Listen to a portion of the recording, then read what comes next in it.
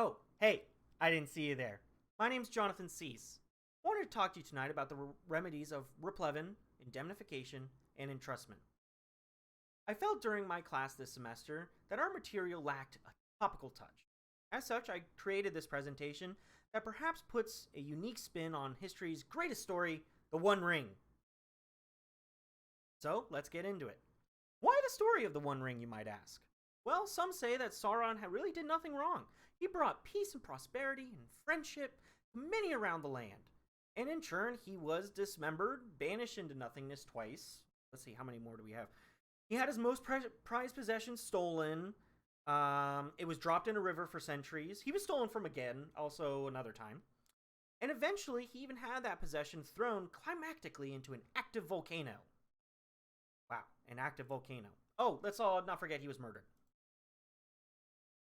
I've never met anyone who's actually said this, but for argument's sake, let's say it happens. What if Sauron simply sought legal recourse for his primary rights? The real reason for using this story is because it fits perfectly into a fact pattern of replevin. So, I mentioned it before, but how does Sauron get his ring back?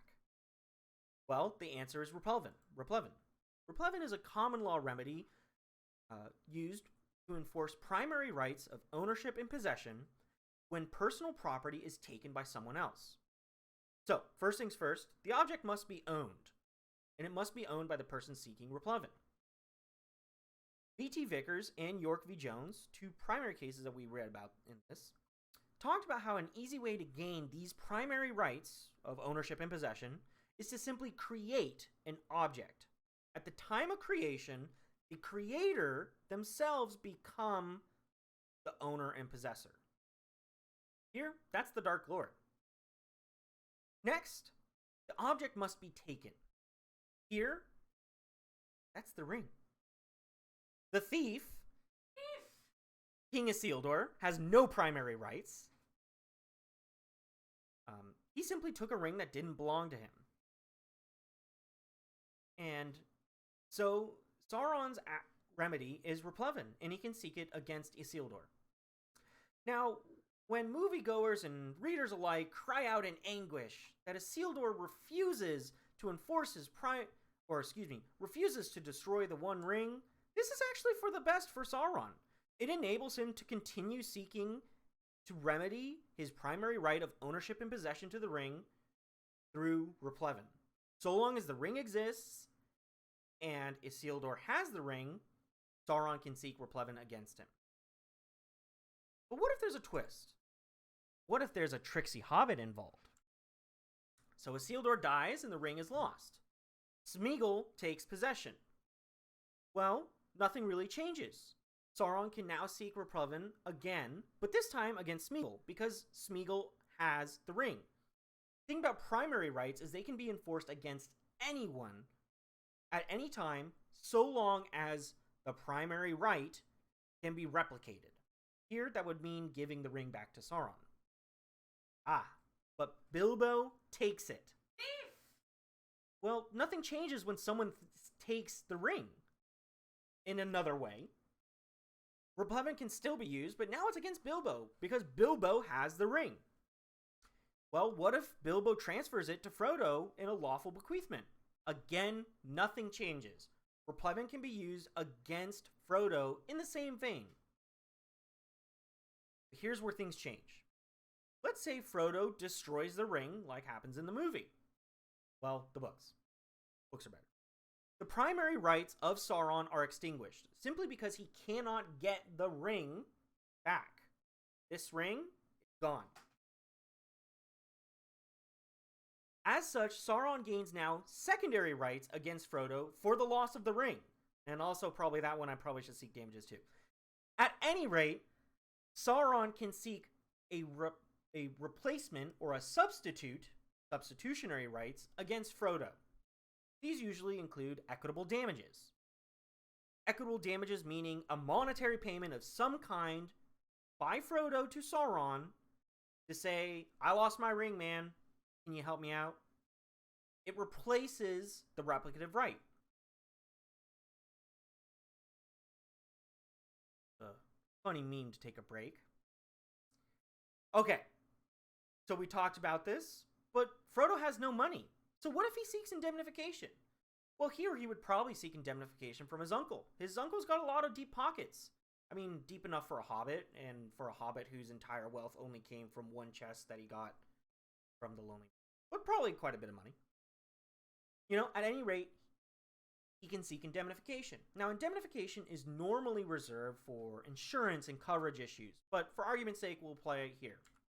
So, Frodo destroys the ring and is sued by Sauron for equitable damages. Frodo has no money, so he seeks indemnification from Bilbo.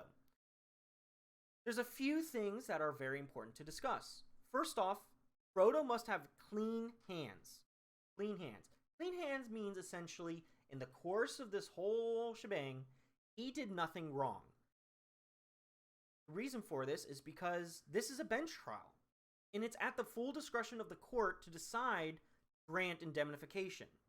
Now, there's a few other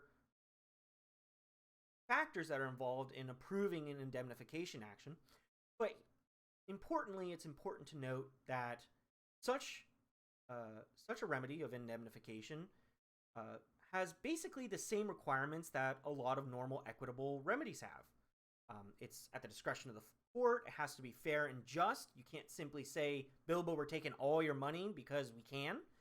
And as such, we have a cat behind us. And the court can simply decide what to do. Now, you can check all these out in Tim Kaye's Webby's book. Now, I wasn't paid to say that. Bilbo clearly doesn't have clean hands. He's a thief. And because of that, obviously Bilbo, if a cause was brought against him for damages for some reason, he would not be able to seek indemnification from, say, Smeagol. Although I don't know how Smeagol could have any money anyways. Clean hands means you can't do something wrong. Here, stealing is doing something wrong. Alright, so let's take a moment. Let's breathe. We've gotten through Replevin. We've done some fact patterns. Problem is, there's no more Isildur memes on the internet, so we kind of have to do a little bit of stuff on our own. So, I want to talk also about entrustment. But John, you ask, entrustment? We can't use entrustment if there was no good that was given to a merchant. Well, use your imagination, guys. Back off a little bit. Let's say there's an alternate universe, and in this universe, Sauron is again a stand-up gentleman. You can see Sauron right behind me here. And he still has primary right of the ownership to the ring. And he created the ring. So let's say he entrusts it to Isildur. Well, entrustment usually requires that the object be given to a merchant. And UCC the UCC lays out what is a merchant. Let's say Isildur is a merchant. He's a merchant king, and he specializes in in magical rings. The ring needs a polishing. Sauron is getting pretty sad about that black speech being not as bright in the light when you throw it in a fire. Well, during the time that Isildur has the ring, he becomes a Bailey, and he gains the right of possession. He also gains a few other powers we'll talk in a minute.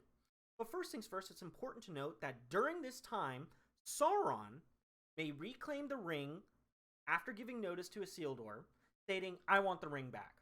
Usually, in a case like this, or any entrustment case, the original owner gives the ring to a merchant to be able to repair the ring or the object in some way and to perform a contract. Well, during this, Sauron can reclaim the ring at any time. But let's say he doesn't.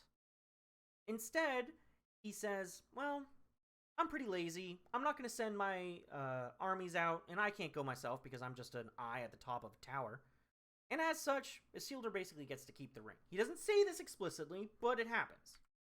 Well, UCC 2403, and let's assume that the UCC exists in Middle-earth for argument's sake, Isildur is given power to transfer all rights of the ring to a buyer in ordinary course. So, he does. He sells it to a tricksy hobbit. Isildur sells the ring in normal course to the hobbit named Smeagol. Now, Smeagol, I will say, may not be the trixiest. He's a stand-up gentleman. He's a bona fide purchaser, meaning in the whole course of things, he did nothing wrong. Smeagol is transferred primary rights of ownership and possession. Sauron's primary rights are totally extinguished. Just like when the tower fell, I guess, at the end. Anyways, at this time, Sauron can do nothing. If he does not actively seek to have the ring given back to him by Isildur can basically do what he wants. Well, Bilbo steals the ring from Smeagol. Can Sauron do anything? No. Smeagol is the only one who may enforce his new primary rights against Bilbo, again seeking Replevin. Here, the simple fact is that Smeagol is the only one with primary rights. Sauron's are extinguished because only one person may have primary rights of ownership over an object. But we have to remember, Bilbo stole this. Bilbo then bequeaths the ring to Frodo. Earlier, we talked about if a bequeathment changes the facts, and the simple answer is no. Frodo has no rights. Smeagol may also enforce his primary rights against Frodo, again, seeking Replevin to have the ring returned. Well, if Frodo destroys the ring, we're again in a similar position. The primary rights of everyone now are extinguished, but there are secondary rights to damages against Frodo that Smeagol may seek. Well, folks, that concludes this presentation. I hope you had a beautiful day and a great time learning about Replevin, entrustment, and indemnification, all remedies, in a manner that might be a little more topical. And I hope you've enjoyed the memes in a way that makes you a little happier during this tough time with COVID. Have a great night, and take care.